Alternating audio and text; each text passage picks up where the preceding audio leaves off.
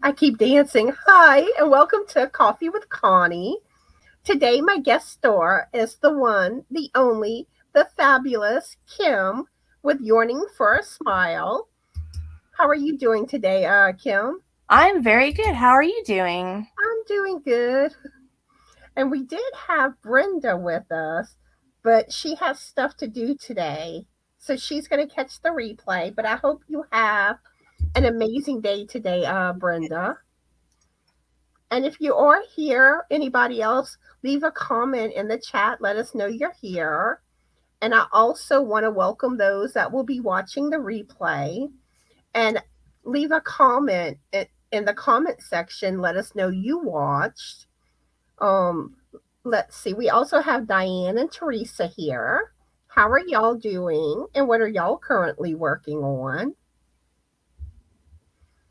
And let's see. Tomorrow I'm probably going to be doing my Crochet Tuesday video, but on a Friday. Um, I'm not. I'm probably not going to really talk.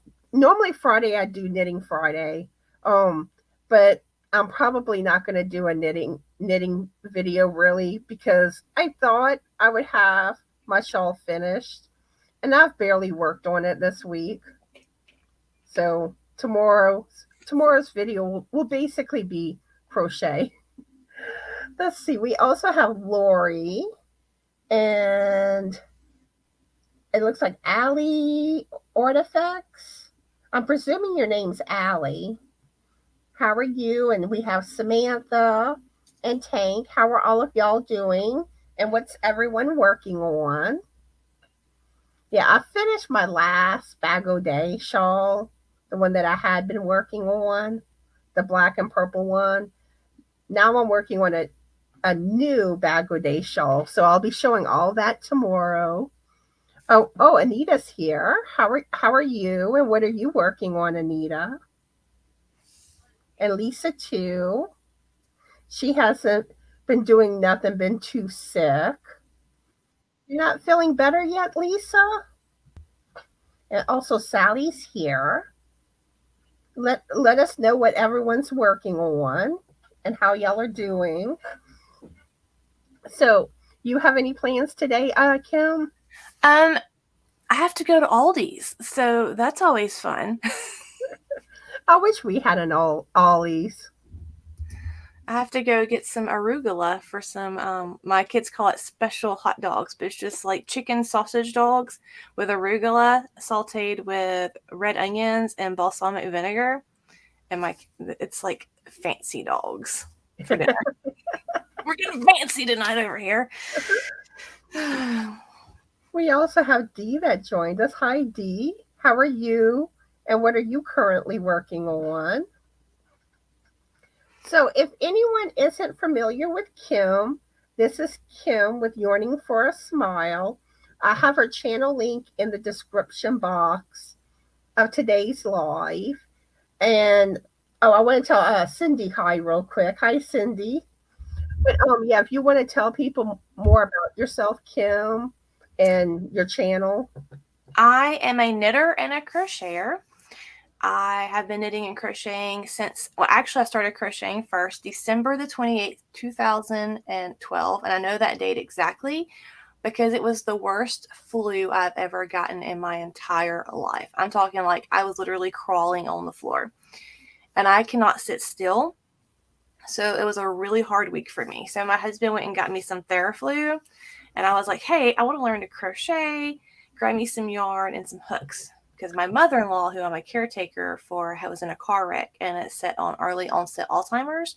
And I've been reading about the benefits and how it slows down the brain's, oh my goodness, the brain's deterioration. There's the word I'm looking for.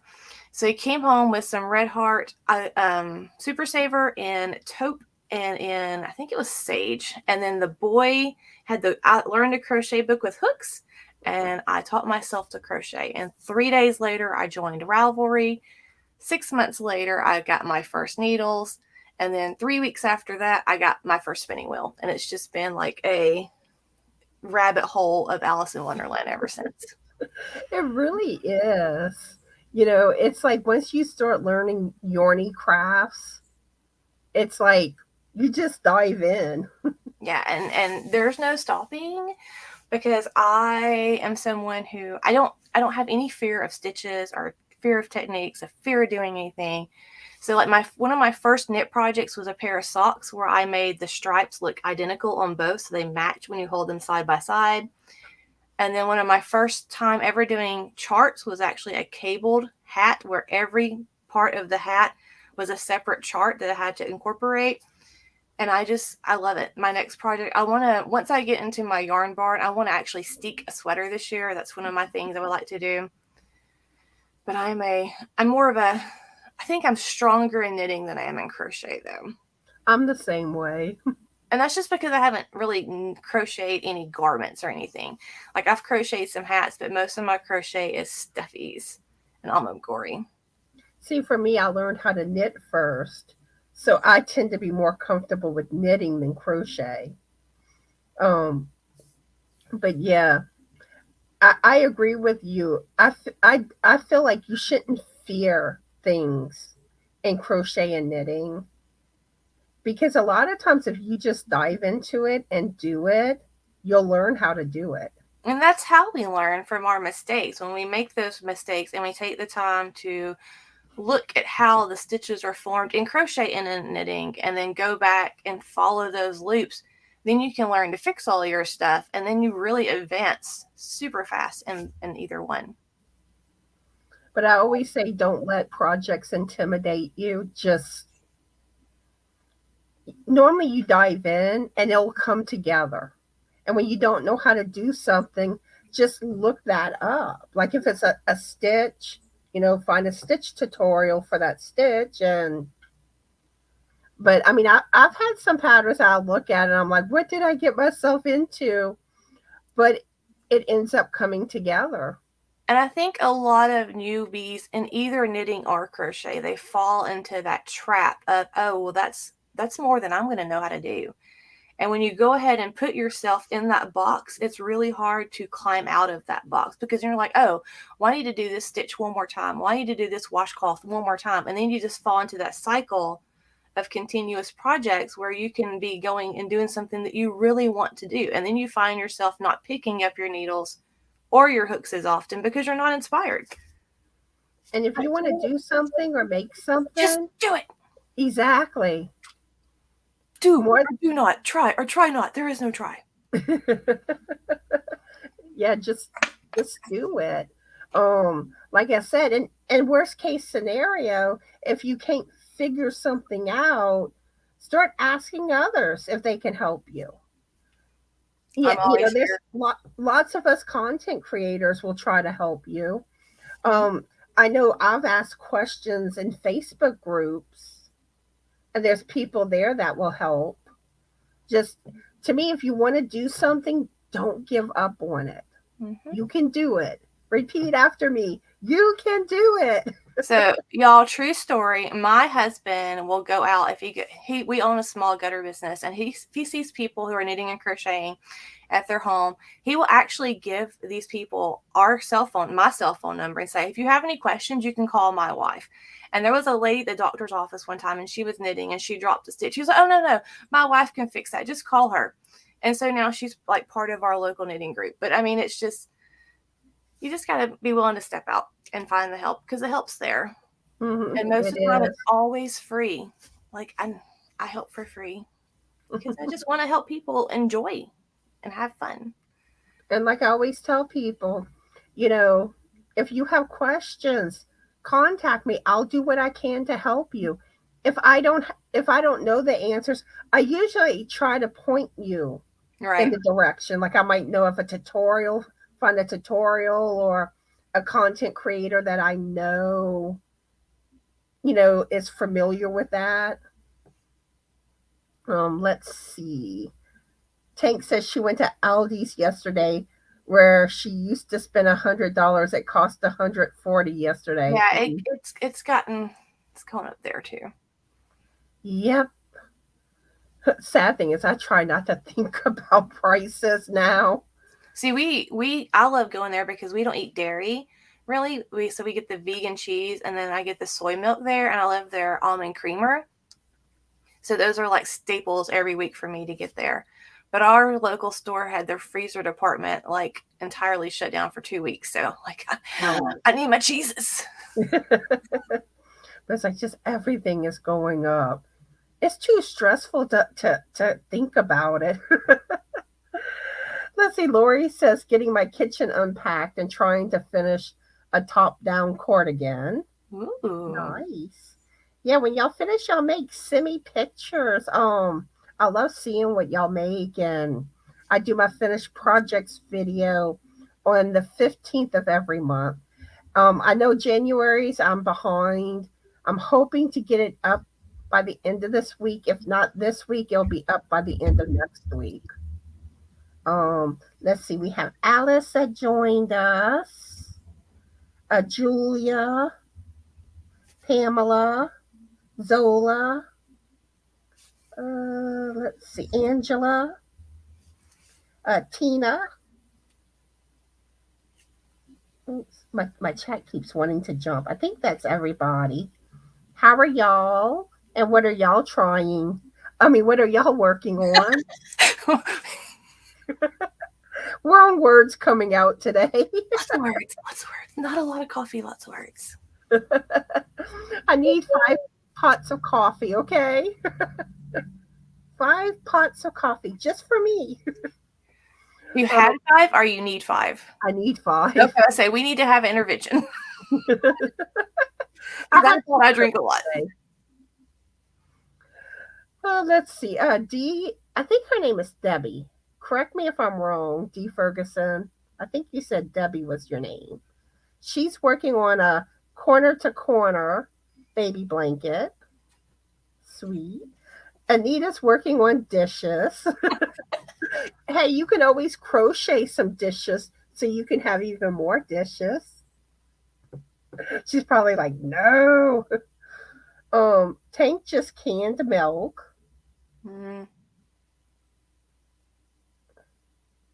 Let's see. Pamela says she can't knit to save her life.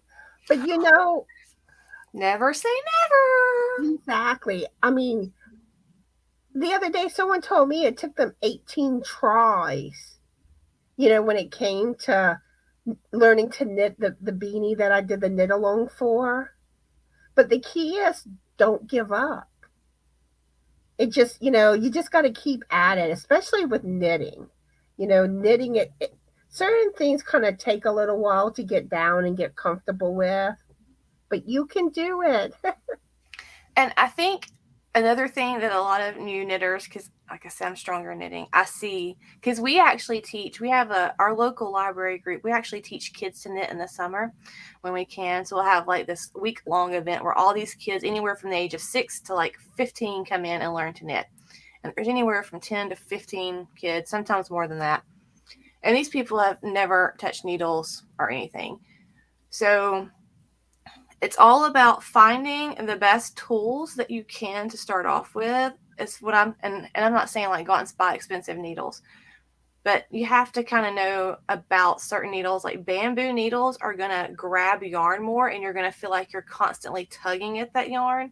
But at the same time, they kind of hold it from keeping it falling off the needles. And then a really silky yarn may not be the best yarn to start off with because it is going to be sliding. So something like, I love this yarn with like not a really bamboo, but like a wooden needle is going to be a good happy medium.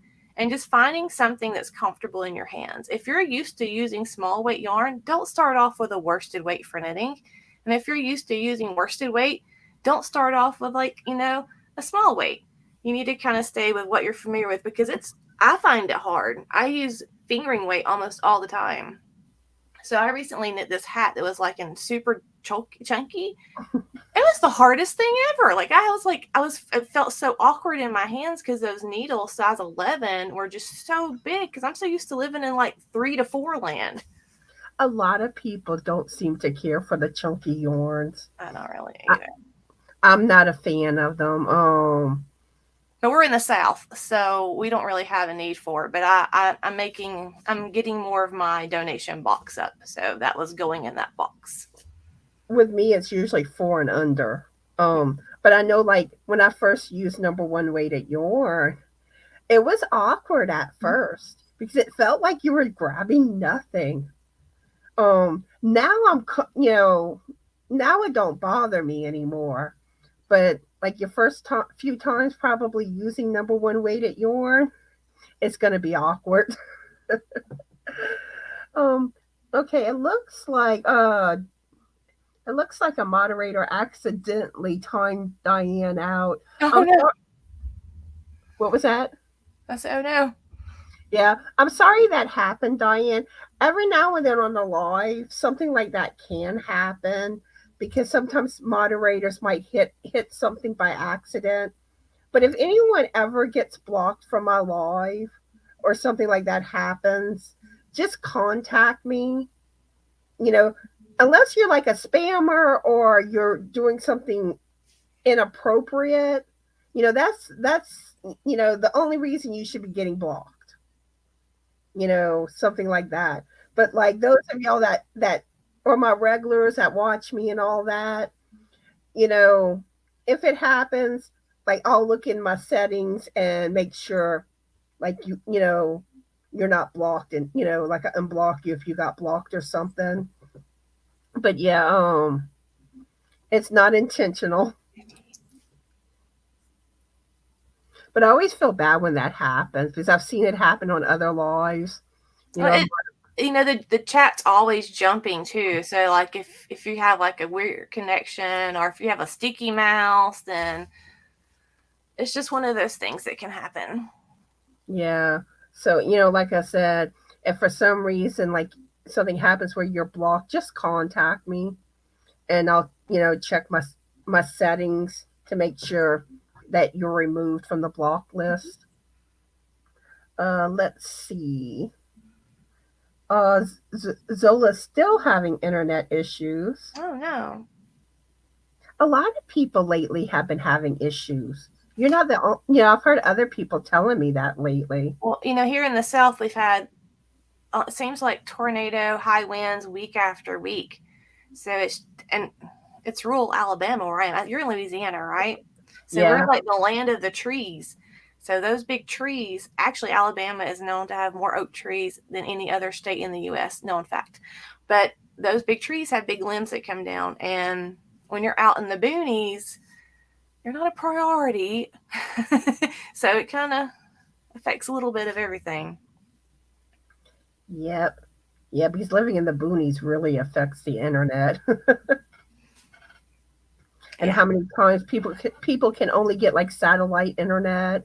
So when our internet goes out to get cell phone service, I have to walk to the end of our almost half a mile driveway and stand out there because there's no cell phone service here. Like our cell phones are hooked up to our Wi-Fi when we're home because there's just none.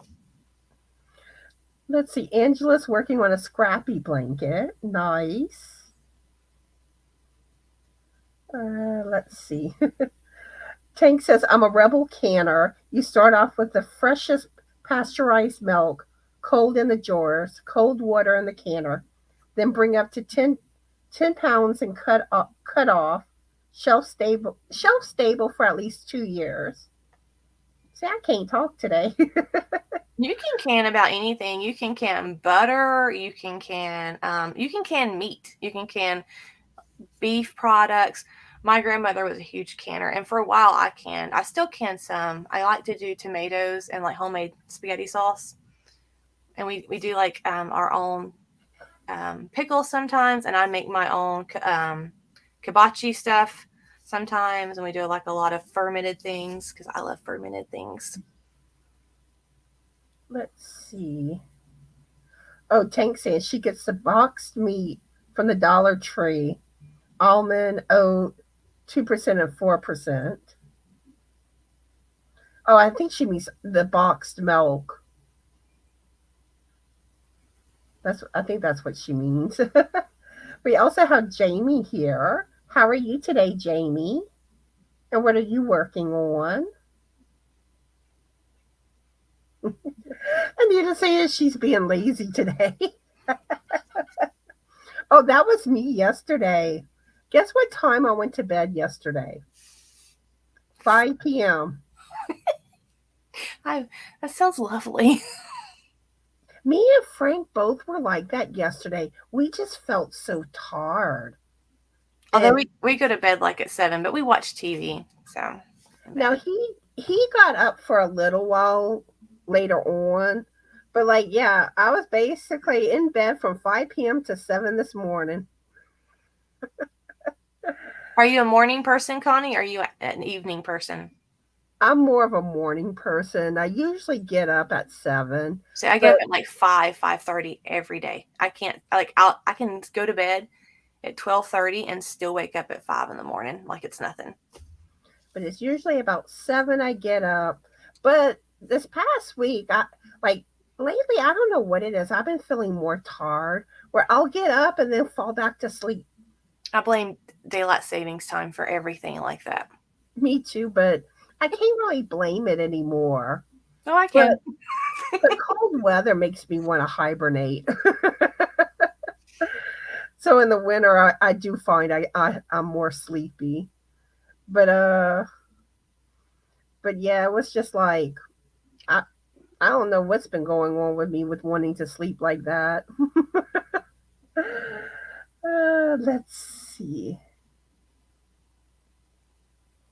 I thought I'm okay. Zola's a night owl. That's the one. I used to be a night owl when I was like in college, but that's been many, many moons ago. And normally I go to bed about 10. Usually the latest is about 11. So I'm not like an extreme early person, but I'm not a night owl. Well, I say I'm not a night owl. I'm usually up. Well, we get in bed and we watch TV. My cell phone turns off at 7 every day. Like the ringer, everything, no electronics besides the TV. But I'll sit in bed when my husband falls asleep with a lamp on, and I'll sit and knit sometimes till like 11:30, 12, sometimes 12:30. But then I still get up at like 5 in the morning. And I really don't ever get tired. But I'm actually, in college, I never slept.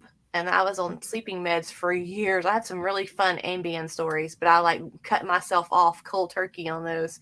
So that's been an interesting last like 9 years. But whew, I've ordered all kind of yarn on Ambien. Had no idea till it showed up. That's what accumulated some of this stuff.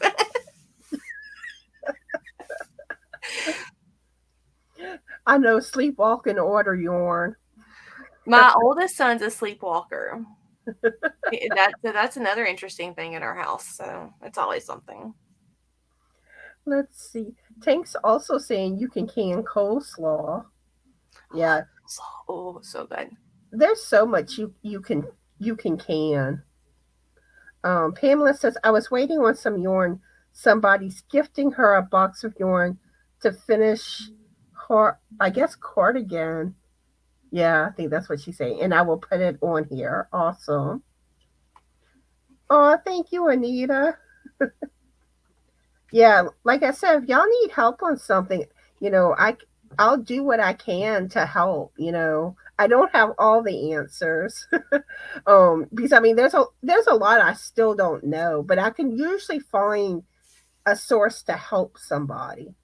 And I'm the same way. Like all my social media channels, if you send me a message through Instagram, Facebook, you're going to get an automated message because I am a homeschool mom and I am a caretaker and we own a small business. So I might not get to you right away, but I will get to you and I'll do whatever I can to help you, or I'll find someone or a link that will help you. Mm-hmm. And I've been known to like do lives, or not lives, but FaceTime with random people to help them through knitting patterns. So I'm like, hi, well, thanks for letting me come into your house. Yeah, and I do a good bit of lives where I share patterns. Like Saturday when I go live with Crystal, the Yarny Chicken and Crazy Cat Lady, we're going to be talking about cats and basically like how cats like relates to crochet. So I'll be sharing a lot of that. Yeah. So I'm going to be sharing different patterns to do with cats. either like stuff with like cats on them or like cat amigurumis or items for cats like cat toys, cat beds, stuff like that. I have a Hello Kitty somewhere. And me and Crystal's gonna basically just talk. We're gonna talk about our cats. I'm gonna do a little picture show. So if y'all have like pictures of your cats you want to be included, send that. Or if y'all made anything cat related, crochet, knitting. I want to see how many people in the chat have made hats for their cats. I've made several hats for my cats. We have 4 cats. And there was this book that came out a couple of years ago called Cats and Hats. And I was actually one of the blog hop reviewers. So I had to like make all these hats for the publisher. And our Dexter cat, if you ever watch my videos and you see the tabby, that's Dexter. He was my model. And so there's like, he's in a bunch of hat photos on my Ravelry page. But he's really good. He enjoyed it. Yeah, I made one hat, a Thanksgiving turkey hat. And well, Sophie wouldn't let us put it on her at all. I actually got it on Allie, but it didn't last long, just long enough to get a picture. It's so much fun. They're so cute. Like my favorite is him and his Easter ears. Because he makes me think of like the Cadbury bunny. And I love Cadbury eggs. Let's see. I'm a little bit of a snacker. I'm not gonna lie. Snacks are good. Snacks are good. Let's see. Zola says, I'm knitting my first scarf as I watch the live. I wish I had more time to crochet or knit. Ooh, I gotta see your scarf when you finish. And Julia's saying, for knitting to try my videos, and she couldn't learn till she watched me, which that makes me feel so good whenever like people tell me that they learned something from my tutorials. But and I have had other people say that certain things with my tutorial they were able to learn knitting. So like I said earlier, don't give up. Yeah, I think that's really important to point out for both crafts as well, because you may be looking to try something and you may come across that one channel and they may have great tutorials for someone else, but the way that they respond and the way that they show and the way that they speak through the process may not be your style of learning. And that's why it's really important to kind of watch different channels when you're looking if you can't figure out something, because it's just everyone learns differently and everyone teaches differently. So it's finding that pairing that's the magic thing to getting you through whatever stitch or technique you need. And that's so true. What works for one person won't necessarily work for another person. And I've even seen it where I've had to take bits from one tutorial, bits from another to figure something out.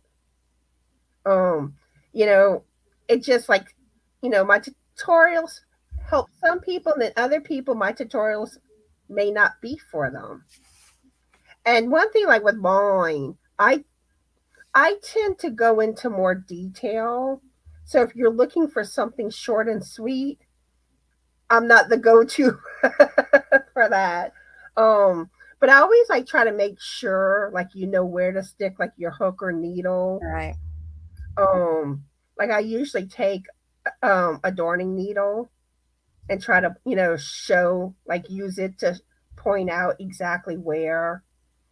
But like I said, if you're looking for something quick, I have longer tutorials.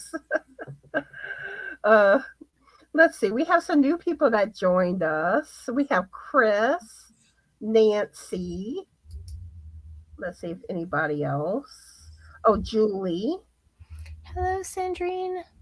Tina, Morgie, Debbie. And well, this is another Debbie. Debbie Perea.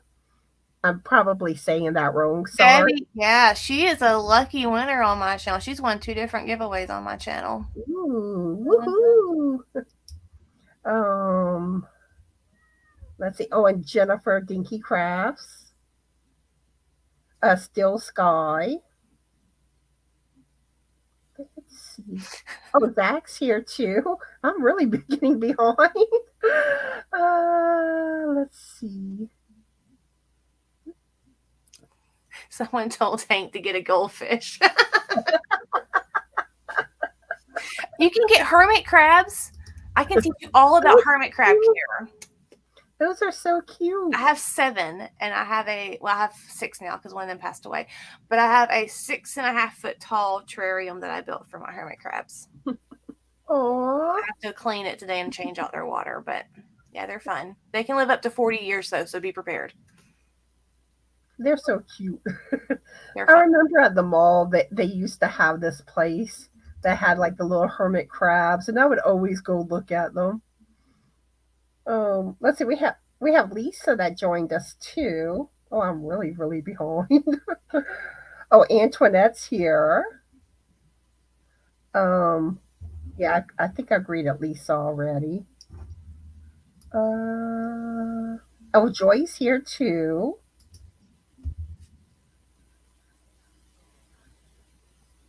Oh, gee, I didn't realize I was this far behind. Oh no, take your time, get caught up. Let's see. Oh, and Dreeny's here too. And Sindy, Lulu's Treasure Trove.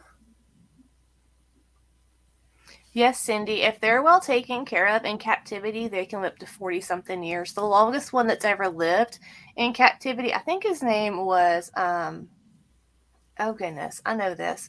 There was actually a whole documentary on this crab, but I think he lived to be like 35 in captivity.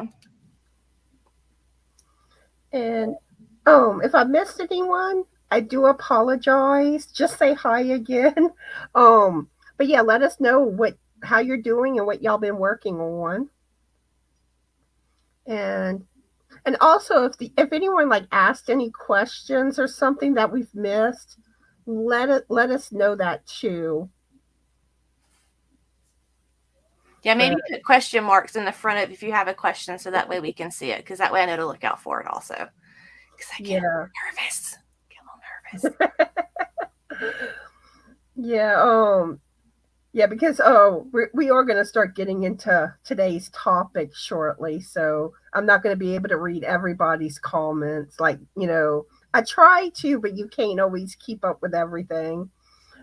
We also have Granny D and Crystal Divergent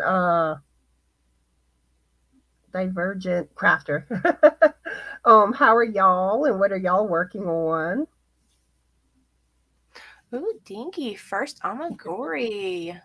Yeah. So, Kim, do you have any whips or finished objects? I have a whole pile of things in case you were like quizzing me, and I'm like, I'm going to be prepared. So I do have some whips. I actually just finished a long-standing whip, which I haven't cut off the ends, but I have sewn them in and I have blocked it. But this is a shawl that I just completed. Ooh, pretty. And I completely went off the rails on the pattern because, like, after row 2, which is way down here, no, on this end, I realized that I did something wrong, which is like this little weird part right here. And so I just repeated it instead of ripping it out all the way through. And then I got on the end and I'm like, hey, it needs some brioche. So I added brioche. But this is a Casablanca shawl. And this is the Breathe Hope shawl. And this is Apple Yarns. It's a yarn store out of Wisconsin. Super great people. They dye their yarns in-house. And I made this because I love gray days. If you've watched any of my videos, you know, like, rain excites me. So this yellow gray color is called Cloudy Day. And the blue is blue jeans. So this is my favorite jeans on a rainy day shawl. Beautiful. But that's something I just finished. But I was going to show my only wearable crochet thing I've ever made. Well, besides mitts and hats. I actually crocheted a shawl many moons ago, and this was a Marley Bird pattern. Ooh, I love Marley Bird. So this, she made this. This was part of, like, it was supposed to be called the Odyssey or Outlander shawl. I think it got changed to Camilla Shawl when it got put into Love of Crochet. But I got this pattern when she literally just kind of half wrote it out. And so it was kind of interesting to figure out and put together, because I was a rather new crocheter at that point. And she's like, here, you can work on this one. So I did. But it was a lot of fun. And it's out of a Barocco cotton weekend in mousse, and I forgot what the teal's called. But yeah, Morley Burr was kind of my go-to when I first started like knitting shawls. She was my go-to when I first learned to crochet or anything. I found her podcast, and I used to, if you ever watched her and you ever heard somebody on her episode called Alabama Kim, that's me. I used to call in all the time, and she calls me Alabama Kim. And I've actually met her at Stitch's events, and she recognized me and knows me as Alabama Kim. Oh, that's so cool. But see, yeah, I would love to be able to get her on a live. She's so much fun. She's a tall girl too, like myself. Because I tried emailing her, but unfortunately I didn't hear anything back. But I know she has to be like really, really busy. She is. And I think she's no longer, I don't know if she's the spokesperson for Red Heart anymore or not, if she's kind of gone. I know she was for the longest time Red Heart's main go-to person, and she still may be. That could be why she's so busy. And then sometimes stuff like that, they may also have rules. Mm-hmm. Because sometimes they control what you're allowed to do with your channel and stuff like that. Yep. Let's see, we have Bridget that joined us. Hi, Bridget. How are you, and what are you working on? So I do have a fun whip. I've always wanted to crochet a temperature blanket, but I have a Sophie's Universe. I have a mitered square blanket. I kind of started like this scrappy log cabin blanket. I'm kind of like a black blanket addict. So I knew that if I started a temperature blanket, then I would fall so behind that there would be no saving me. So I found this crochet along. And it's from June. I can't think of her, June something, but it's a temperature snake. And it's an Amigori snake. So look, this is my snake so far. And what's funny is, like, I do not like snakes. So, like, they usually creep me out, but that's so cute. It's going to be adorable. So I'm making the large size, so it should be about 7.5 to 8 feet long. And this is my bag of stashed yarn, because I'm not buying any yarn this year. I was not buying any yarn this year, but I may have ordered yarn yesterday. So it's been like less than 24 hours since my last yarn purchase, but that's okay. I take things.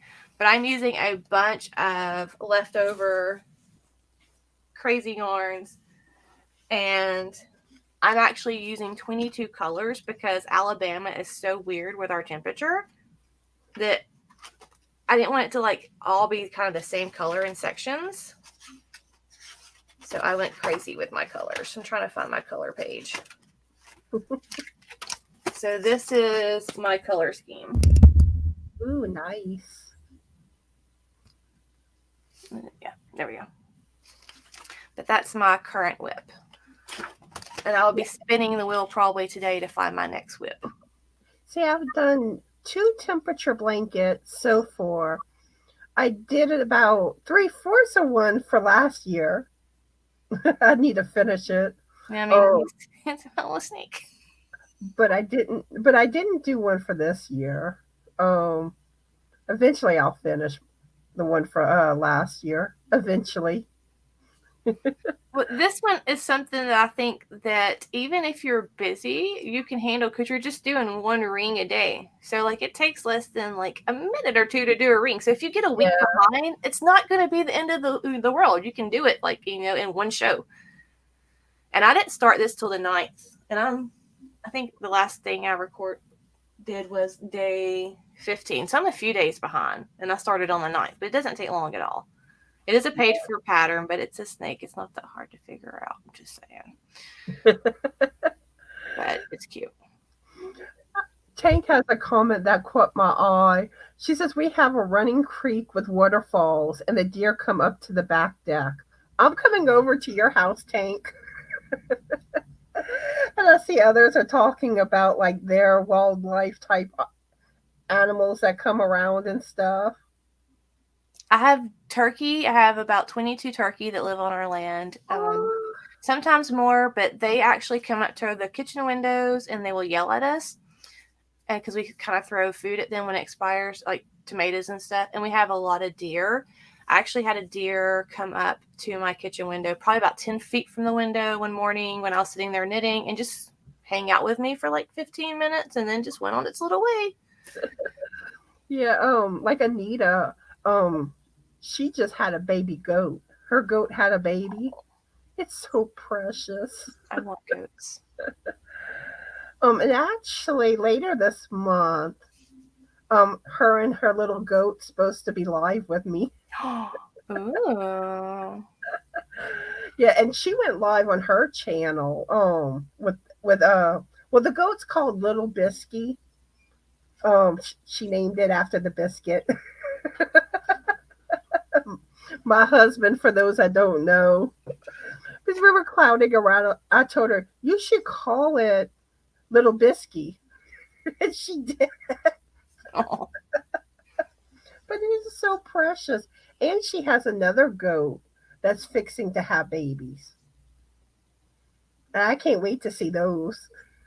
Yeah, we have our possums too. We have foxes. We have which is why I don't have any chickens, because last night I literally stood outside and you could hear the coyotes like in this second fence over field. They get really close, which is kind of scary sometimes.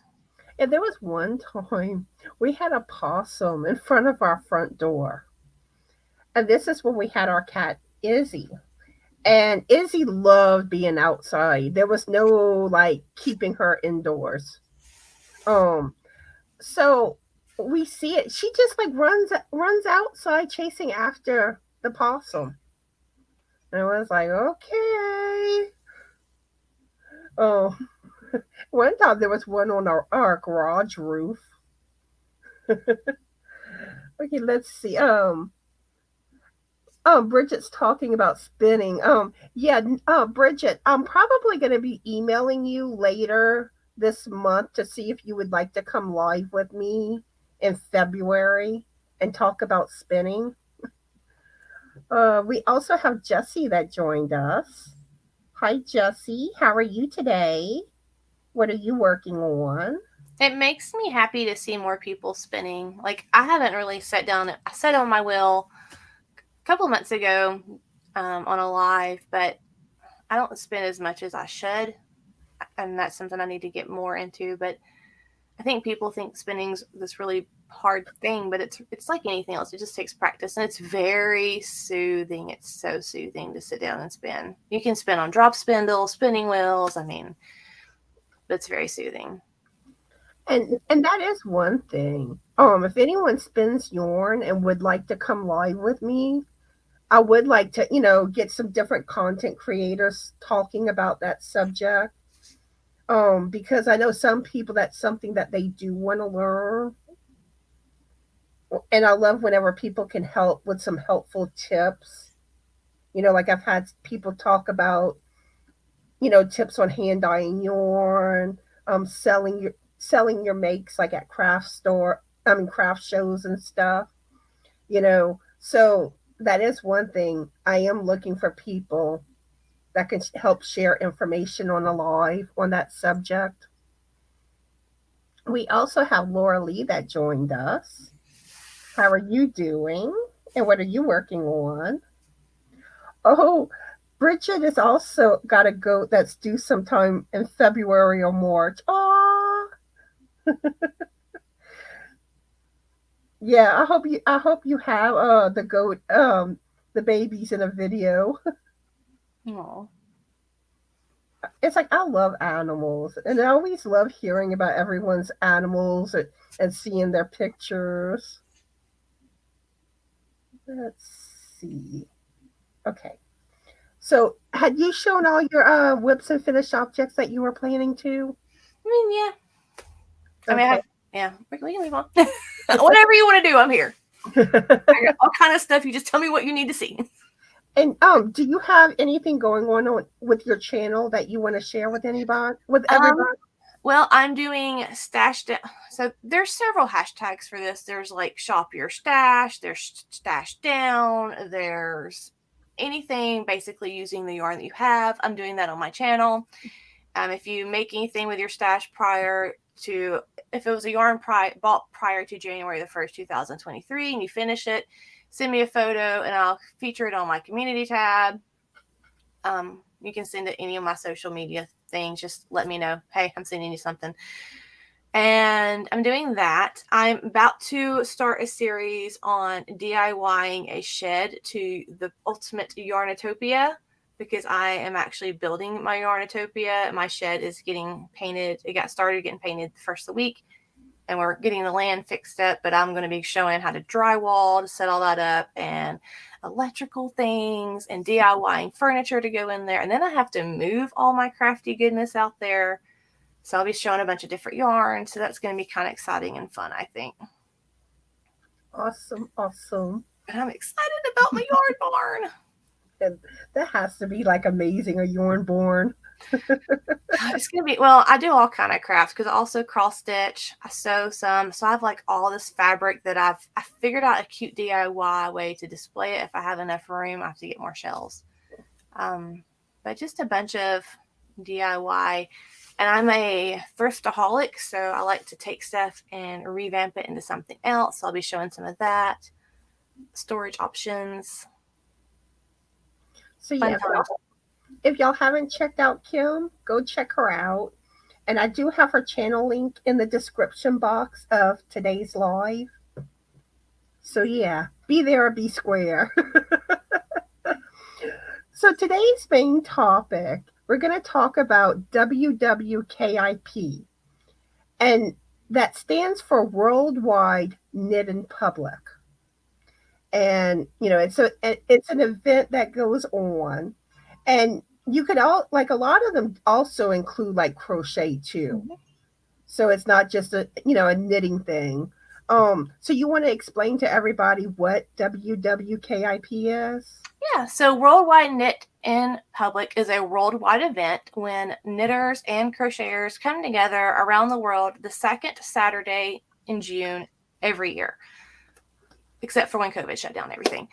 But I've had my event since 2013. Your area may have events already. A lot of times yarn stores will put these on, our library groups will put these on, or you have random crazy yarn people like myself who's like, hey, I think I'm going to do this even though I have no idea what I'm doing, and they do it.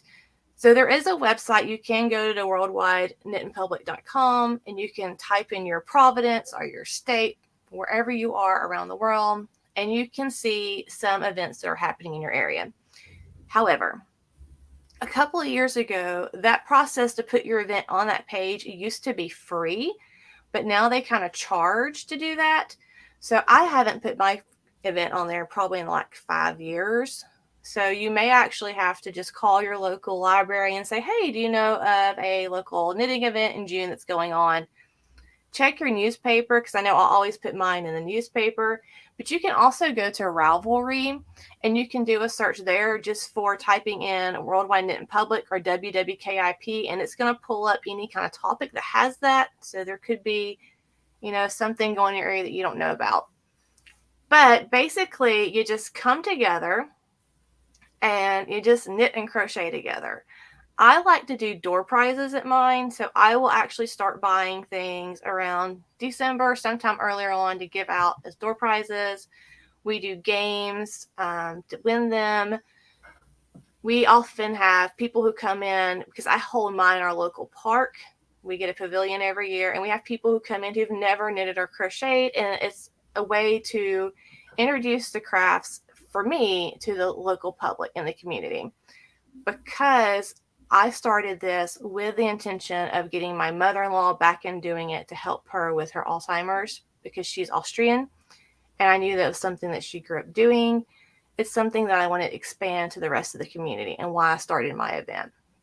So I actually have this big sign that I made and I put out in front of our pavilion, so people who are walking the track at the park will see it and they come in and talk to us. And then we tell them about our local library group. We tell them about our group of ladies that knit the Knitted Knockers. And it's just a great way to really outreach to your community. And this is the website right here for WWKIP. And we're probably going to be getting into some other things on the website as we continue on with the live. But this is their website. I do have the link in the description box of today's live. And they're also on Facebook, which let me pull that up for y'all. And I have the Facebook link too. And you can just type in Worldwide Knit in Public on Facebook as well, and you're going to find other events, because I've actually found people have actually found mine through my Facebook group, and I was able to help them find a local group for themselves. Because I have people contact me all the time from like around the world. And I'm like, I'm in Alabama. Sorry, I don't. Yeah, I'm like, I bring it up, and it's like my notifications started popping up. Yeah, I mean, it's a really fun thing. So there are some things like you need to, when you find your local event, you kind of want to see what's the requirements are. And I say that just because if they are offering door prizes, some require you to have a project with you to be working on, because there are people who will come up just to try to win. And it's sad that, you know, that happens, but like I make sure to be eligible to win, you have to have a project that you're working on, just so the things I'm buying are going to people who are actually going to be crafting. And we held ours like at a park, like I said, so we always have lunch there. So all my ladies will sometimes bring lunch, and we'll sit out there for several hours. You may need to bring your own chair, so that's something to think about if wherever you're going may not have chairs provided for you. So like a little pop-up chair, bottled water, your project, and that's about it. And often if you contact whoever's leading yours, there may be like a donation drive. So I try to do a donation drive for mine. We've made squares to ship off to Project Amigo. And I actually have a website, yarning4asmile.com. And there's a charities tab. And I link all my favorite charities there. So if you're interested in knitting or crocheting anything for charity, check out those lovely organizations because they're amazing. But we've made washcloths for a local shelter that gets women and children off the streets. We've made, this year I think we're going to do cat beds for the local animal shelter that can be washable. It's just fun things like that. And one thing I'm curious, have y'all ever been to a WWKIP event? Or maybe you've hosted one like how Kim has? Let us know that too. And then, you know, I know some of y'all, this is y'all first time hearing about it, because I never heard of it until me and Kim were discussing what topic we were going to talk about today. And she brought this up, and I was like, what is that? So I figured it was something good to share with people. And I always love when there's stuff that brings people together. And that's why I wanted to mention it today, because, you know, in January, you still have about 5 good months to get your event together if you want to create one for your own. And then you can just put something in the paper about it. And if you do it every year, you'll see it grow. So I think the largest I've ever had is about 40-something women show up. But it's always a lot of women, and it's a lot of fun. It's men and women. Our area's just been mostly women in mine, but you get a lot of people who are widowed, and it's just they look forward to this so much every year. And I'm getting emotional, but it really makes me so happy to be able to be and have something that they really look forward to going to. And I mean, like, they'll start messaging me like a good 2 months. Hey, have you got the date yet?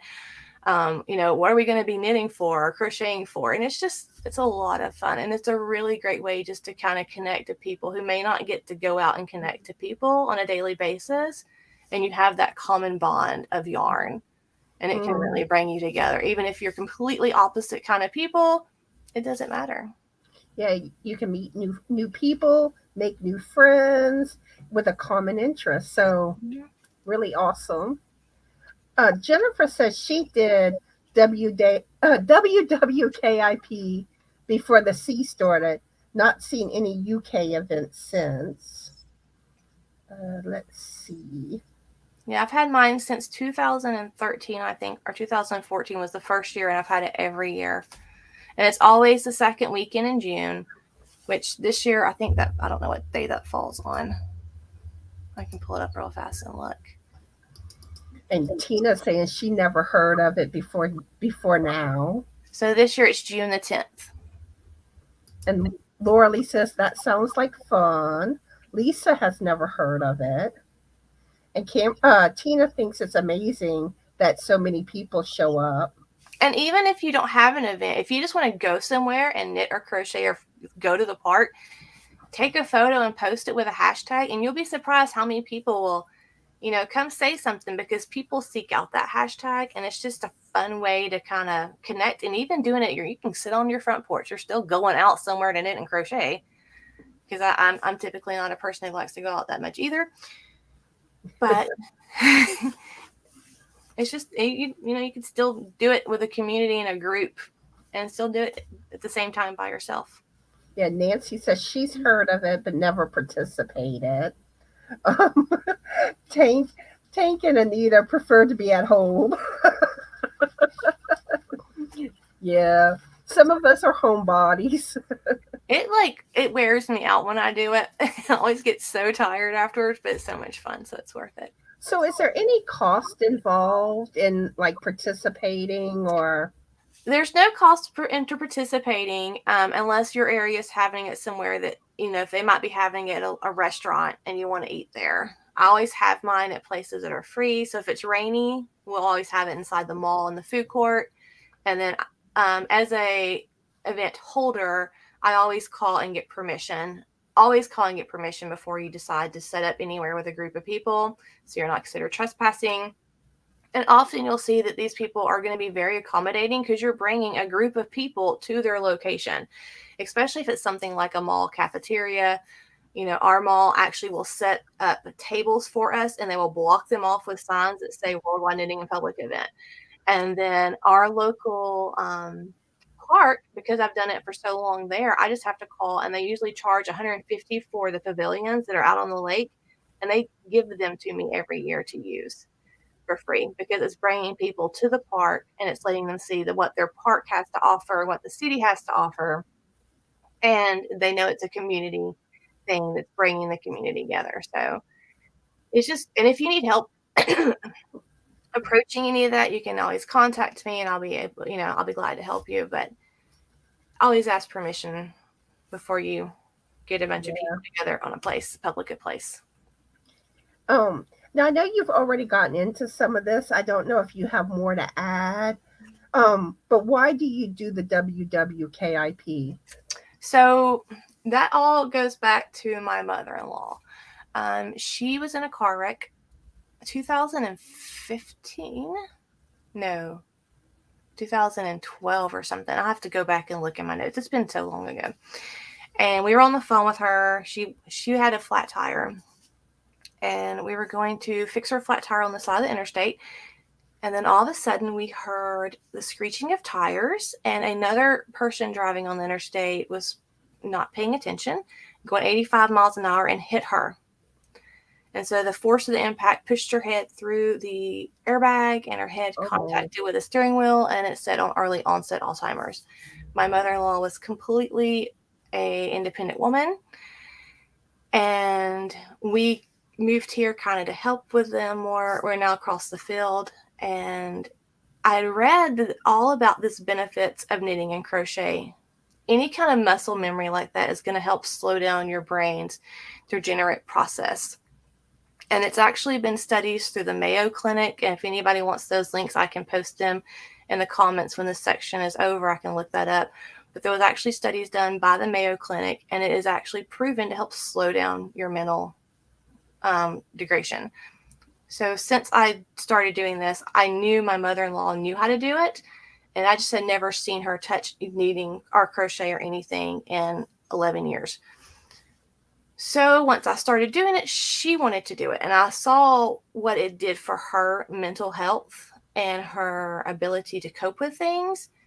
And I wanted to help others experienced that in my area, because we've already had a couple of knitting and crochet groups, and a lot of the women in them were widows already, are older. And I'm just like, okay, there has to be more in our community.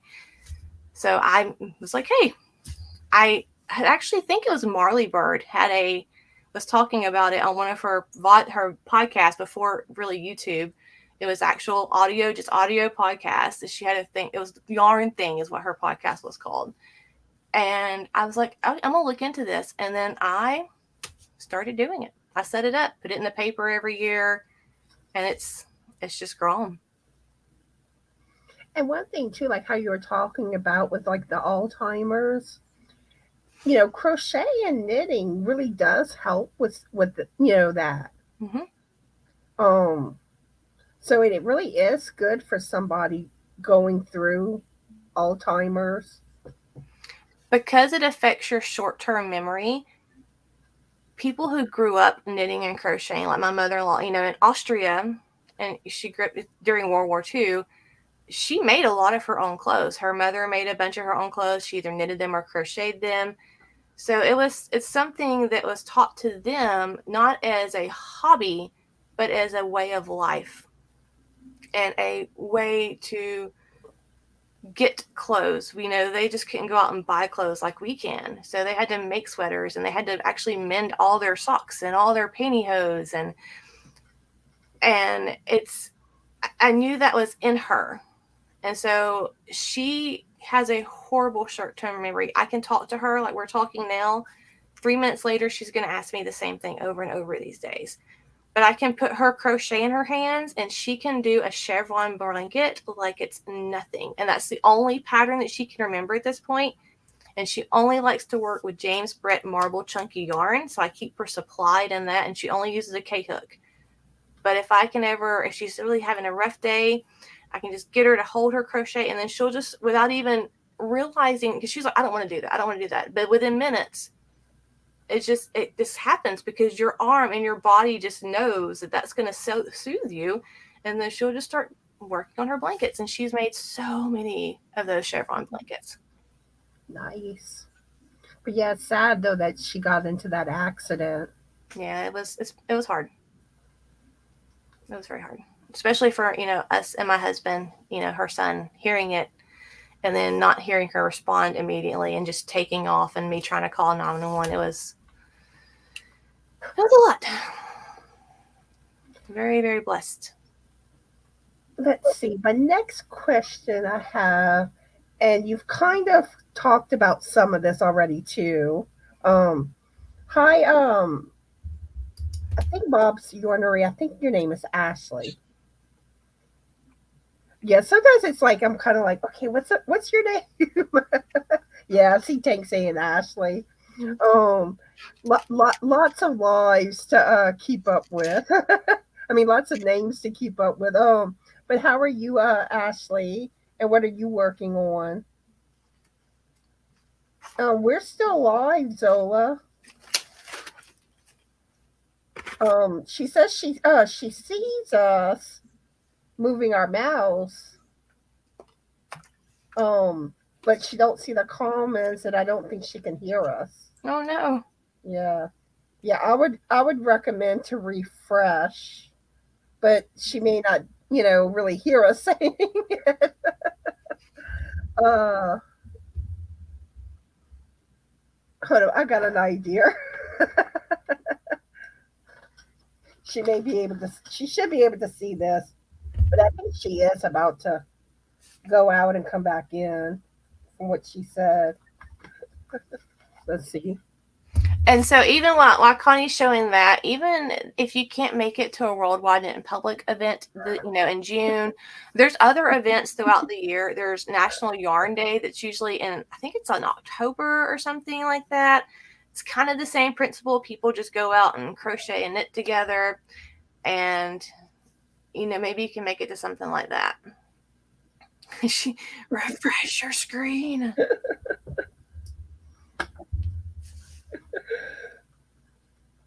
Because I was like, if she can't hear us and she can't see the chat, she's not going to know that we're saying to refresh. All right, let me get my page back. Okay, you had anything else you wanted to say on that?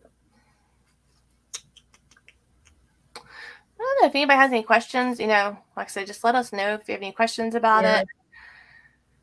If you go, here's something that might need to be said. If you see that a local yarn store is having a Worldwide Knit in Public Day, because most of the time they all have them, you may want to call, and if it's a yarn store you've never been in, call and ask them what their requirements are there as well. A lot of yarn stores require you, if you're going to come sit and knit or crochet, that you need to bring a project with yarn that they sell, which that is completely understandable. They're a business, and that's just something to kind of give thought to. But there, you can get around that, because if they sell Malabrigo, you can just work on any kind of Malabrigo or anything like that. If they sell Barocco, you can take something Barocco. It doesn't have to be literally bought from that store. It's just something that brand that they carry. So then you can kind of like sneak on by on that one. So, Zola, can you hear and see the chat now? I think it fixed itself.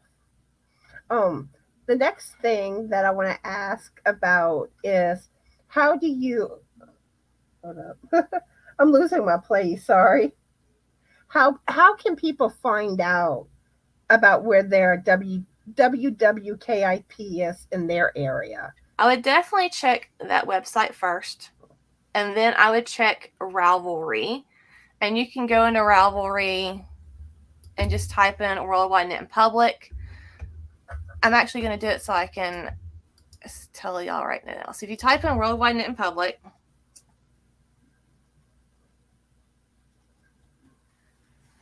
it has like the little box that pops down. There's all kind of groups that will pop up, but you can actually look on down where it has patterns, projects, designers, sources, and click on the one that says forums. And then make sure you have it sorted by the newest comments first, so you're not looking at posts from like 8 years ago. And it will actually let you read any post about Worldwide Knit in Public. You can even type in your state in that search for box, and it's going to streamline them to ones in your state. And then the next best thing to do is going to be call a library, because if there's an event, more than likely your event holder is going to be giving out flyers at that library. Or you can call, and ask about the newspaper, because I know I give out flyers and I put them in almost every local library that I can, because us knitters tend to be, and crocheters tend to be readers as well. And so I'm like, that's how I can find people, is I can find them through books. So that's just one way to look. And then just check Facebook, and Google search. Never let go of a good Google search. Worldwide Knit in Public, or WWKIP, your state, or your city, and then your state. 2023. And I'm fixing to pull up the website to try to share where to go on the website. I can do that too. Because okay, here's the website. And if you notice towards the top of the page under their emblem, you'll see home, host a KIP, how to host, find a KIP. So where it says find a KIP is where you want to go. Mm-hmm. And you'll see it has like KIPs in America, KIPs in Europe, KIPs in Asia, KIPs in Africa and the Mediterranean, KIPs in Ocean Pacific, KIPs in Arctic Circle.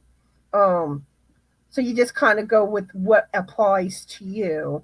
I'm going to go to KIPs in America. And then if you don't see anything in your area right away, like I said, don't give up, because a lot of people don't post there anymore. Like I don't post mine there just because of the cost sometimes.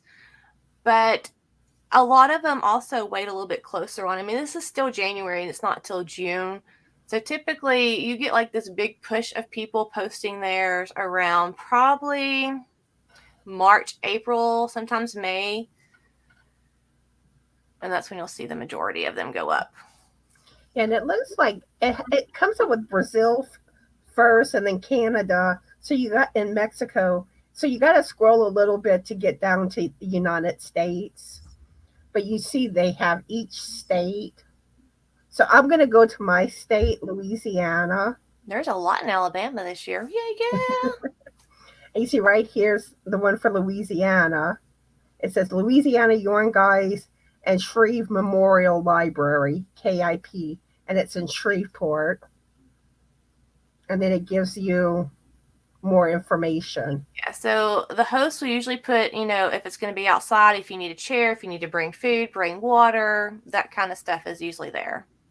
Yeah, like this one says indoor event, no backup needed, what to bring, just your crafting supplies. Is this kit going to be exclusive to knitting? No. Are there any bathrooms nearby? Yes, and they're free. And when I first filled that out, I thought it was funny, but then I remembered, like, if you've ever traveled out of the U.S., a lot of places in Europe, if it's a public restroom, you actually have to pay to use it. So that's why they actually included that.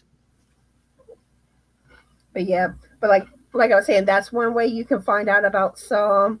And then Kim shared other aspects too that you can find because not everything is posted on the website. So my next question I have for you is for those that would like to host a WWKIP, how do you create one in your area? So I winged it, just full honesty. I literally was like, okay, I don't know what I'm gonna do, but I made a flyer, and the first year's flyer was not pretty at all. Like it said address, time, date, here to contact me. And I just printed it off and posted it everywhere. And then I called my newspaper, because your newspaper will put stuff like that in the paper for free. And I put it in the paper. But over the years, it's kind of gotten a little bit prettier. So now I have like prettier flyers that I print off and put everywhere. And then I actually, you can often make like a one-time use QR code to be scanned with a phone. So you can find those free apps anywhere. I always post that on my flyer, so people don't even have to like take a picture of it. They can just scan it with their phone, and it'll take them automatically to my Facebook page. Setting up a Facebook page is free. It's a great way to really let people know about it, because you can create that page, and then if you have local buy-sell groups like we all do on the Facebook, you can put those there. Or if you have a local library group, you can ask them to post it like on their Facebook page, and just to let more people know. And if you do it every year, you'll be surprised at how big it can grow and how fulfilling it is to watch it grow. And you get to meet so many cool people. And I'm also going to share with y'all, I'm going to go back to the website where, like Kim said, the website charges, right? I used to charge like $15 to $20 to put it on there. I haven't checked in the last couple of years just because I have a pretty good turnout locally from me promoting it. But like anything, you have to be your own cheerleader. You can even create your event and put it on Ravelry. That's another great way. Excuse me, I got hiccups. But they have a how to get started as well on their page. Which I'm about to bring that up. See right here it says to host a KIP. See, the registration is closed right now. Yeah, she'll open it back up soon. Mm-hmm. Or you can go to the next one that says how to host, and that gives you information too, where basically you find a public place.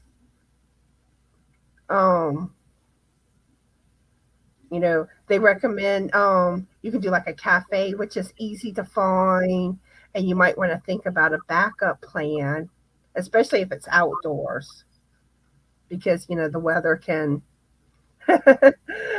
can change on you.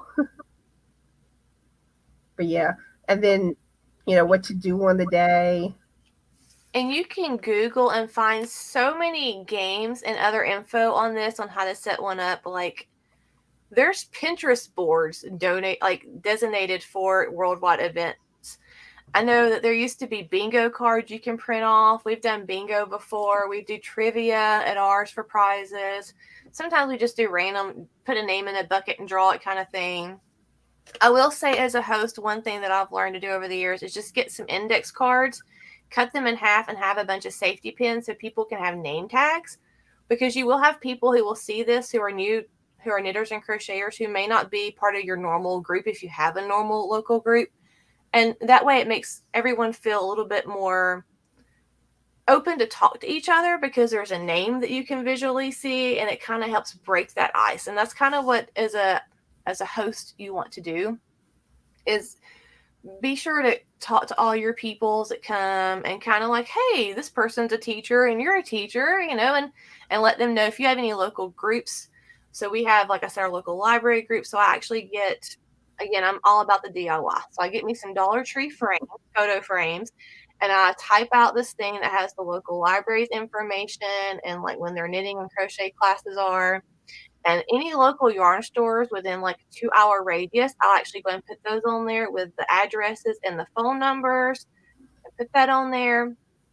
So that way, somebody in your area may just have moved there, and they may come to this, and they may not know if you have a local yarn store. I lived in my area for almost a year and a half. I think I was about a year into knitting, into crochet, before I even found out I had a local yarn store less than 10 minutes from my house. I had no idea. So, and because there was no one to let me know that information, I just was driving one day and I'm like, why does that say yarn on the building? And so I went in there, and there was like a yarn store there, and there was like a crochet and knitting guild. So you just kind of want to be the bridge to the gap to bring your community of crafters together in any way possible, shape, or form. Let's see, we have Regina and Wicked Granny that joined us. How are y'all, and what are y'all working on? And if anybody asked any questions that we've missed, you know, just ask again in the chat. We don't want to miss anyone's questions. Um, Now you had said that it starts in June, right? The second Saturday in June every year. And I feel like there was something else I wanted to ask, and now it slipped my mind. I'm trying to think. What was it?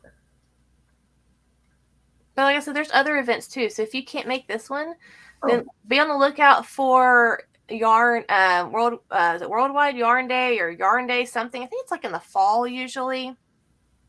And this is also a good time. This is kind of related to Worldwide Knit in Public.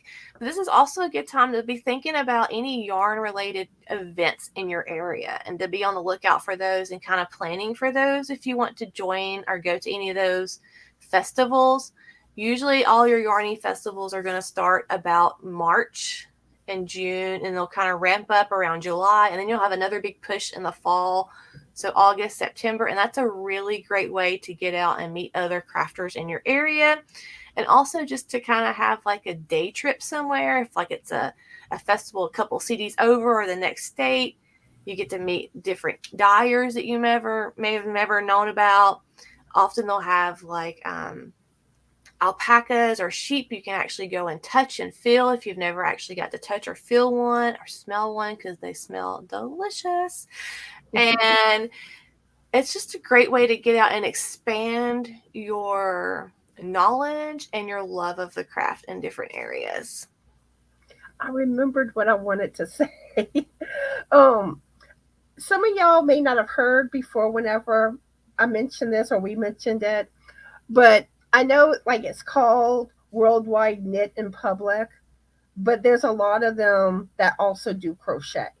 I would say it's probably almost not going to happen to find one that does not allow crochet. You still occasionally have those certain yarn stores who are like, I don't know, that's on them to deal with. That's nothing against you. That's their own problems. But majority of them are all going to be completely knitting and crochet, like for anyone. And even I have weavers come to mind who don't even really knit or crochet. They'll just come with a little small loom and just sit there and weave. And another thing too, you can also host your own where you can make sure that it is knitting and crochet. Because you do have to kind of pay attention, because I think there are some that are knitting only. But just pay attention to that.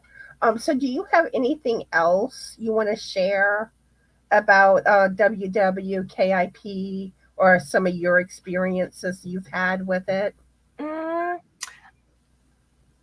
I think for me, it allowed me. I'm a very much an introvert. Like I'm constantly moving my hands when I talk to you guys on this because I'm very introverted, and it stresses me to no end. My face is usually not the shade of red, just to let you know. but it really helps get you out of that comfort zone because there's other people who share the same love of yarn as you do. Even though you may be completely different in the way that you live or in the way that you have beliefs, you have a common love. And I think that's so important to focus on in today's world, that we all share a bond of one thing or another. And it's just finding that bond and that common ground and then learning about other people. And they can teach you stitches they may know or techniques they may know. They may purl complete differently. They may be continental and you could be English, and then you can kind of see. And I think that's also very important to kind of see how other people craft, because there's this whole thing that there's the right way and the wrong way to knit and crochet, and there's not. And when you get to see other people do that, it gives you ideas on how to do things, and it gives you ideas on projects to make. Or maybe they may be someone who sells stuff also in your area, and you can ask them what they sell, and it might help you in your own small business. So there's all kind of things you can learn from each other. You just got to put yourself out there. Sorry. Yep. I had a cough come on. But yeah, and this is something that I asked earlier in the live, but I know new people have joined in since. But let us know if y'all attended a WWKIP. Or I would like to know if anybody's been to any kind of knit. I saw Marsh Knitting's been to Maryland, sheep and wool. Want to go so bad. I'm a big, I've been to Stitches. Stitches used to come to Atlanta. They came to Atlanta twice, and they've come to Nashville once. I've been to Atlanta twice and to Nashville. Love Stitches events. And there's another knitting and crochet event in Georgia. It's always on my oldest son's birthday, so I never get to go. But now that he's older, I'm thinking, that he's okay. I can probably go one year, because he's not going to have pretty soon he's going to be like, man, I don't want to have a birthday party anyways. So I'm kind of excited about that. So I want to go to that. There's always the big yarn festival. If you ever go to the Smoky Mountains in Townsend, Tennessee, I think it's in April. If you live close to Tennessee, that, look into that. Look into all these different festivals. I mean, they're so much fun. They're so much fun. And too, I'm also curious, are y'all planning to try to go to one now that y'all learned about it? Or maybe y'all want to host one? Let us know in the chat, or those watching on replay in the comments. Regina saying this will be her first time going. Didn't know it was so close to me. Oh, to the Maryland sheep and wool? You better be prepared. It's going to be like, sensory overload. It's going to be so good. It's going to be so good. Okay. She was talking, Wicked Granny was talking to Tank. Yeah, I saw Wicked Granny bought some yarn. I was not buying yarn. I did so good, but I had to order something for a friend. And then Hobie has got Valentine's Day bags, like their mystery bags with Valentine's Day. And I may have partook in that. So there may be an unbagging coming up on my channel when I get that. Yeah, Hobie makes you drool. Hobie, yeah. Let's see. Nancy says, if I can't find one, I might start one. You should do it. It's really not stressful. It's as stressful as you allow it to be. And you don't have to feel like you have to get door prizes.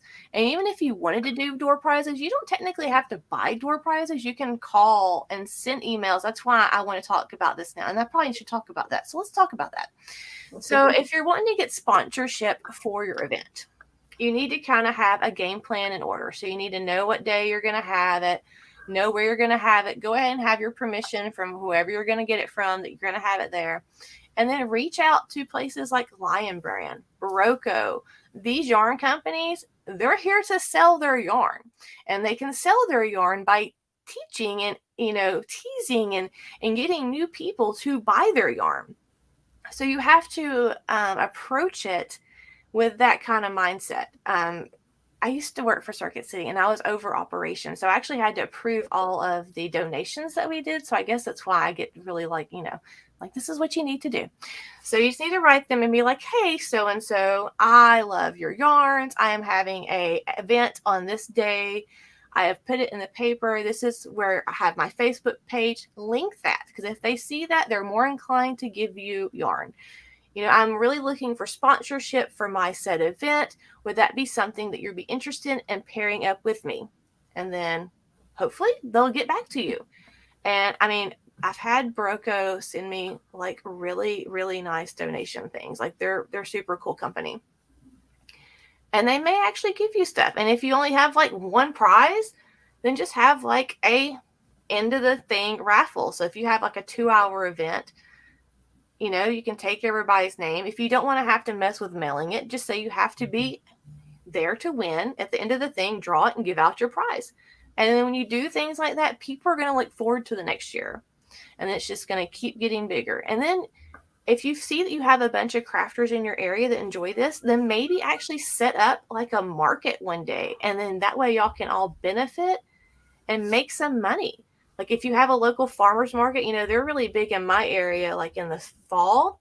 So if you have this event in June and you meet other people who like to sell stuff and you want to, hey, like let's go in on a booth at the farmer's market. That's a good way to find someone to do that with. And then you can also make some money later on in the year. Let's see. Tank says she can't walk around. Jeannie Butterfly Dreams is organizing a get together here in Tennessee. So yeah, if y'all live in the Tennessee area, y'all might want to look into Jeannie's event. Bridget is trying to set up a group for crafters near her. Same thing. If y'all, some of the people trying to organize some get-togethers, if y'all live in the area, y'all might want to check it out. And if you're looking for a place to host it, and definitely check your local library. They're going to be very out to help you because that's their whole purpose is community outreach. And if you come in with a plan, they may have a whole room that you can have, and you can even have weekly meetings. And I think they're referring to Jeannie's event. Tina says her husband said I should go. Yeah, I want to try to go to that. It just depends on how financially broke I am from the yarn barn. We'll have to see. Because the yarn barn wasn't happening. I was definitely going to that. But now that the yarn barn's happening, it's kind of getting a little gray area. Let's see. And Tank saying, if my husband goes with me, but it will just be a day trip. Tina says it's about 7 to 8 hours from her. It's 5 hours from me. Hi, Elise. Oh, sorry. Oh, no, I would say we go to the Smoky Mountains a lot. We stay in Wears Valley because my mother-in-law, it reminds her of the Alps. And so it's very calming to her when we go, and she gets to be reminded of home. Hi, Lisa Crafty Corner. How are you, and what are you working on? We're getting close to wrapping things up, but I am glad you stopped by, and hopefully you'll decide to catch the replay. Tina saying her husband would come with her and how maybe the men could do something together. And Lori says, after my recovery from surgery, I'm going to the senior center and see what they are offering to the seniors in my new town. That's a really good idea. And Tank saying Jeannie's event is about an hour and a half from her. And even if you don't have a group, like even checking into your local retirement center, a lot of times they have arts and craft days and they're always looking for people to come in and work with other people that live there, the residents. And a lot of those people probably know how to knit and crochet. And you can actually be there and help them through some hard times and just have a little crochet knitting group there. Another big good outreach. And Regina says she would love to start something in her neighborhood. I like what Joy said. She says the husbands getting together might be bad. They might discuss too much yarn and cost. Yeah, they gang up on us yarn lovers. Um,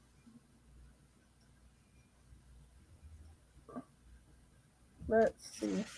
Anita saying if I started one here, it would have to be a potluck. Kentuckians love to eat when they gather. Really, that's probably true with Louisiana too.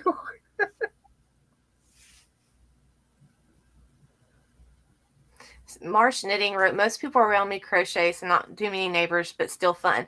So, y'all, my mother, apparently, I taught myself to knit and crochet. And my oldest son is 15. And I think when he was probably around 9 or 10, she was like, oh, I meant to tell you, I've been knitting, your son a blanket. And I'm like, I'm the only child, okay? I've always lived by my parents. I had no idea my mother even knit. Or did I know that she was knitting my son a blanket? So there are closet knitters and crocheters out there that we don't know about. And I'm like, when did you learn to knit? No, granted, this blanket that she started when I was pregnant, is still only this big, and he's 15 now. But she knew how to knit, and I never knew. So you'd be surprised who's knitting and crocheting in their houses and you don't know about it. Yeah, because evidently my mom did some crocheting and I never knew. But I kind of wonder if it may have been like before I was born or I was too young to remember. Let's see. Jamie's thought about doing something at the senior center. I love this. Wicked Granny says, I'm in Texas. Somebody bring the brisket. Okay. So it looks like we covered everything. Do you have anything else to do with anything you want to bring up, Kim? Oh, I guess I can show what I'm wearing. Because I'm wearing a knitted shawl today. Because it's cold in here. This is the Odyssey shawl. And this is a Hohe Locatelli pattern. Wow. And this is Malabrigo something. I can't remember the yarn. I like the colors. But it was a fun knit. Oh, that's what I meant to show. Anybody wanting to learn to knit and you've got your knitting stitches down, you know how to knit, you know how to purl, you know how to do some increases, this is one of the best shawls to start off with. It's a free pattern. It's called La La Simple Shawl. I used a yarn that has self-striping kind of to it, but you can see it's just some stockinette and some garter stitches. It's very basic.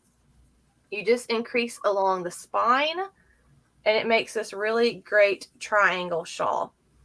Beautiful. And it is, like I said, a completely free pattern, and it's called Lala's Simple Shawl. But it is one of the ones that I recommend to anybody who is wanting to knit their first shawl, because it is so well written and it's been made so many times that any knitter's probably made it, and you can ask them, they'll be like, oh, I can help you with that. And one thing too, another thing that I would recommend for those that want to do like one of their first shawls too, Morley Bird. She has the whole series, Learn to Knit, where she taught her mom to knit. And she has video tutorials, and the video tutorials also have a written pattern, and that's how I learned how to read patterns. But I find she's really good for beginner shawls. But yeah, I think that pretty much covers everything. So I'm gonna go ahead and play my little closing video, and then we'll come back and say our goodbyes and all. Let's see, where's my video? It's like I look right at it and it's like, where is it? Where is it? Okay, here it is.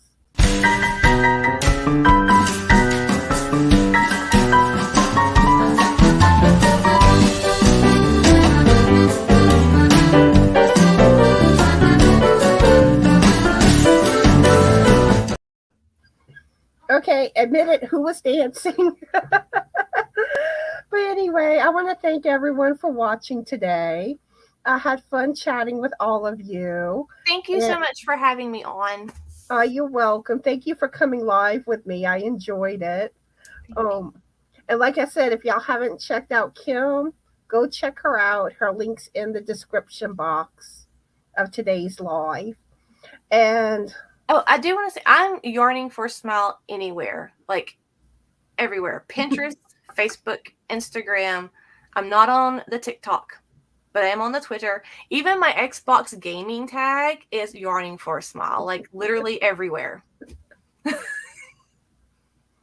yeah, most of the time I'm just another stitch on things. But like Ravelry, Ravelry, it was taken. So I had to get creative, and instead of having an O in another, it's actually the number 0. Huh. But the sad thing is, it's like it makes it harder in a sense because I think people presume it's an O. Right. And anybody that throws yarn at me, I will throw yarn back to you, and I'll make sure that I watch one of your videos and leave a thumbs up, because if not, Facebook will take those away because they see it as spam. So just know that I will get to you, and I'll play one of your videos, leave a thumbs up, and you'll see a comment from me. So that way it will stick. And Facebook is fickle. Also, too, again, I want to welcome those that will be watching the replay. I hope y'all enjoy the live. So yeah, I hope y'all all have a very, very, very fabulous Yarny day. Be the light, and bye. Bye. Yeah, bye.